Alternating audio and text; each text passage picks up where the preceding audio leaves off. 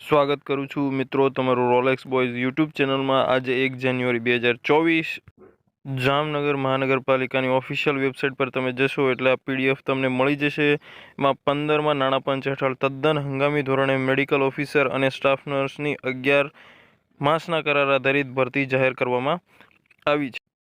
આ ભરતીની ઓનલાઈન અરજી 8 જાન્યુઆરી 2024 સુધી કરી શકાશે। તમે જોઈ શકો છો મેડિકલ ઓફિસરની 12 જગ્યા છે, તેમાં શૈક્ષણિક લાયકાત ઓફિશિયલી જે છે તમે જોઈ શકો છો અને બેઝિક પે 70,000 પ્રતિ માસ લખવામાં આવ્યું છે। ત્યારબાદ સ્ટાફ નર્સની પણ 12 જગ્યા છે, તેમાં પણ તમે શૈક્ષણિક લાયકાત જોઈ શકો છો। બેઝિક પે 13,000 પ્રતિ માસ રાખવામાં આવ્યો છે અને 5% ઇન્ક્રીમેન્ટ આગામી કોન્ટ્રાક્ટમાં આપવામાં આવશે।